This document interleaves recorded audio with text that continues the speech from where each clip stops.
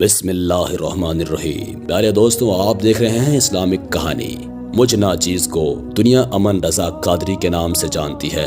آج کی اس ویڈیو میں ہم ایک بادشاہ اور اس کے نوکر کی بیوی کے عشق کا واقعہ بیان کریں گے۔ پوری کہانی ضرور سنیے گا۔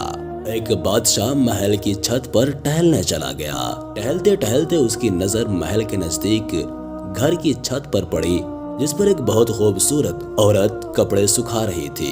بادشاہ نے اپنی ایک باندی کو بلا کر پوچھا، کس کی بیوی ہے یہ؟ باندی نے کہا، بادشاہ سلامت، یہ آپ کے غلام فیروز کی بیوی ہے۔ بادشاہ پر اس عورت کے حسن و جمال کا نشہ چھا چکا تھا۔ اس نے فیروز کو بلایا۔ فیروز حاضر ہوا تو بادشاہ نے کہا، فیروز، ہمارا ایک کام ہے۔ ہمارا یہ خط فلاں ملک کے بادشاہ کو دے آؤ اور اس کا جواب بھی ان سے لے آنا۔ فیروز اس خط کو لے کر گھر واپس گیا۔ خط کو اپنے تکیے کے نیچے رکھا، سفر کا سامان تیار کیا، رات کو گھر میں ٹھہرا اور صبح منزل مقصود پر روانہ ہو گیا۔ اس بات سے بے خبر تھا کہ بادشاہ نے اس کے ساتھ کیا چال چلی ہے۔ ادھر فیروز جیسے ہی نظروں سے اوجھل ہوا، بادشاہ چپکے سے فیروز کے گھر پہنچا اور آہستہ سے فیروز کے گھر کا دروازہ کھٹکھٹایا۔ فیروز کی بیوی نے پوچھا، کون ہے؟ بادشاہ نے کہا، میں بادشاہ تمہارے شوہر کا مالک ہوں۔ عورت نے دروازہ کھولا۔ بادشاہ اندر آ کر بیٹھ گیا۔ فیروز کی بیوی نے حیران ہو کر کہا، آج بادشاہ سلامت یہاں ہمارے غریب خانے میں؟ بادشاہ نے کہا، یہاں مہمان بن کر آیا ہوں۔ فیروز کی بیوی نے بادشاہ کا مطلب سمجھ کر کہا، میں اللہ کی پناہ چاہتی ہوں آپ کے اس طرح آنے سے، جس میں مجھے کوئی بھلائی نظر نہیں آ رہی۔ بادشاہ نے غصے میں آ کر کہا، اے لڑکی، کیا کہہ رہی ہو تم؟ شاید تم مجھے نہیں پہچانتی۔ میں بادشاہ ہوں، تمہارے شوہر کا مالک ہوں۔ فیروز کی بیوی نے کہا، بادشاہ سلامت، میں جانتی ہوں کہ آپ ہی بادشاہ ہیں، لیکن بڑے بزرگ کہہ گئے ہیں، شیر کو اگرچہ جتنی بھی تیز بھوک لگی ہو لیکن وہ مردار کھانا شروع نہیں کر دیتا۔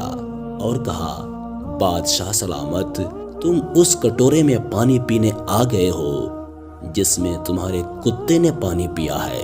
بادشاہ اس عورت کی باتوں سے بڑا شرمندہ ہوا اور اس کو چھوڑ کر واپس چلا گیا، لیکن اپنے چپل وہیں پر بھول گیا۔ یہ سب تو بادشاہ کی طرف سے ہوا۔ اب فیروز کو آدھے راستے میں یاد آیا کہ جو خط بادشاہ نے اسے دیا تھا وہ تو گھر پر ہی چھوڑ آیا ہے۔ اس نے گھوڑے کو تیزی سے واپس موڑا اور اپنے گھر کی طرف لپکا۔ فیروز اپنے گھر پہنچا تو تکیے کے نیچے سے خط نکالتے وقت اس کی نظر پلنگ کے نیچے پڑے بادشاہ کے چپل پر پڑی، جو وہ جلدی میں بھول گیا تھا۔ فیروز کا سر چکرا کر رہ گیا اور سمجھ گیا کہ بادشاہ نے اس کو سفر پر صرف اس لیے بھیجا تھا تاکہ وہ اپنا مطلب پورا کر سکے۔ فیروز کسی کو کچھ بتائے بغیر چپ چاپ گھر سے نکلا۔ خط لے کر وہ چل پڑا اور کام ختم کرنے کے بعد بادشاہ کے پاس واپس آیا تو بادشاہ نے انعام کے طور پر اسے 100 دینار دیے۔ فیروز دینار لے کر بازار گیا، عورتوں کے استعمال کے قیمتی کپڑے اور کچھ تحفے بھی خریدے۔ گھر پہنچ کر بیوی کو سلام کیا اور کہا، چلو تمہارے میکے چلتے ہیں۔ بیوی نے پوچھا، یہ کیا ہے؟ کہا، بادشاہ نے انعام دیا ہے اور میں چاہتا ہوں کہ یہ پہن کر اپنے گھر والوں کو بھی دکھاؤ۔ بیوی نے کہا، جیسا آپ چاہیں۔ بیوی تیار ہوئی اور اپنے والدین کے گھر اپنے شوہر کے ساتھ روانہ ہوئی۔ داماد اور بیٹی اور ان کے لائے گئے تحفوں کو دیکھ کر وہ لوگ بہت خوش ہوئے۔ فیروز بیوی کو چھوڑ کر واپس آ گیا اور 1 مہینہ گزر جانے کے باوجود بھی بیوی کا حال تک نہ پوچھا اور نہ اس کو واپس بلایا۔ پھر کچھ دن بعد اس کے سالے اس سے ملنے آئے اور اس سے پوچھا، فیروز، آپ ہمیں ہماری بہن سے غصے اور ناراضگی کی وجہ بتائیں یا پھر ہم آپ کو قاضی کے سامنے پیش کریں گے۔ اس نے کہا، اگر تم چاہو تو کر لو، لیکن میرے ذمے اس کا کوئی ایسا حق باقی نہیں ہے جو میں نے ادا نہ کیا ہو۔ وہ لوگ اپنا کیس قاضی کے پاس لے گئے۔ قاضی نے فیروز کو بلایا۔ قاضی اس وقت بادشاہ کے پاس بیٹھا ہوا تھا۔ لڑکی کے بھائیوں نے کہا، اللہ بادشاہ سلامت اور قاضی کو قائم و دائم رکھے۔ قاضی صاحب، ہم نے ایک ہرا بھرا باغ، درخت پھلوں سے بھرے ہوئے اور ساتھ میں میٹھے پانی کا کنواں اس شخص کے حوالے میں دیا تھا۔ اس شخص نے ہمارا باغ اجاڑ دیا، سارے پھل کھا لیے، درخت کاٹ لیے اور کنویں کو خراب کر کے بند کر دیا۔ قاضی فیروز کی طرف متوجہ ہو کر پوچھا، ہاں تو لڑکے، تم کیا کہتے ہو اس بارے میں؟ فیروز نے کہا، قاضی صاحب، جو باغ مجھے دیا گیا تھا وہ اس سے بہتر حالت میں نے انہیں واپس کر دیا ہے۔ قاضی نے پوچھا، کیا اس نے باغ تمہارے حوالے ویسی ہی حالت میں واپس کیا ہے جیسے پہلے تھا؟ انہوں نے کہا، ہاں، وہ ویسے ہی حالت میں واپس کیا ہے، لیکن ہم اس سے باغ واپس کرنے کی وجہ پوچھنا چاہتے ہیں۔ قاضی بولا، ہاں فیروز، تم کیا کہنا چاہتے ہو اس بارے میں؟ فیروز نے کہا، قاضی صاحب، میں باغ کسی بغض یا نفرت کی وجہ سے نہیں چھوڑا، بلکہ اس لیے چھوڑا کہ ایک دن میں باغ میں آیا تو اس میں نے شیر کے پنجوں کے نشان دیکھے تو مجھے خوف ہوا کہ شیر مجھے کہیں کھا نہ جائے، اس لیے شیر سے بچنے کی وجہ سے میں نے باغ میں جانا بند کر دیا۔